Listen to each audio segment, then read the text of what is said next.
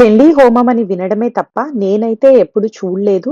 దానిలో పాల్గొనలేదు. కానీ ఒకరోజు ఫోన్‌లో మాట్లాడుతున్నప్పుడు అమ్మమ్మ క్యాజుయల్‌గా నాకు ఈ హోమం ఇంట్లో చేసుకోవాలని చాలా కోరికగా ఉంది. కానీ ఈ హోమం చేసుకోవడం చాలా కష్టము. చాలా ప్రాసెస్ ఉంటుంది. నేను తాత కూర్చోగలమా అన్న భయం కూడా వ్యక్తం చేసింది. నేను అప్పుడే డిసైడ్ అయిపోయా. నేను నెక్స్ట్ టైమ్ ఎళ్ళే ఇండియా ట్రిప్‌లో పక్కా అమ్మమ్మ, తాతయ్యతో ఈ పూజ చేయించాలి అని చెప్పి. సో ఫస్ట్ ల్యాండ్ అవ్వగానే ఎప్పుడు చేసుకుందాం పూజ అని అడిగాను. వెంటనే అమ్మమ్మ మీరసలే చాలా పనులు పెట్టుకొచ్చారు. వర్ణిక బర్త్‌డే చేయాలి. దానికి పుట్టు వెంట్రుకలు తీయించాలి. ఈ హడావిడిలో హోమం కుదురుతుందా అని అడిగింది. నేనన్నా ఏం కాదు చేసుకో నేనన్నీ అరేంజ్ చేస్తా. నీకు కావాల్సినవన్నీ నేను దగ్గరుండి చూసుకుంటాను. మీరు ఓన్లీ దేవుడి మీద కాన్సంట్రేట్ చేసి పూజ చేసుకోండి. శరీరంలో ఓపిక తగ్గుతుంది. మనసులో గట్టి సంకల్పం ఉంది కాబట్టి కంపల్సరీ చేసుకో. పోస్ట్‌పోన్ చేసే కొద్దీ తగ్గే ఓపికలే కానీ పెరిగే ఓపికలు కాదు అని చెప్పి చేసుకున్నాం. పూజ చాలా జరిగింది. చాలా చాలా హ్యాపీ మేమందరం and fully satisfied. Full video కింద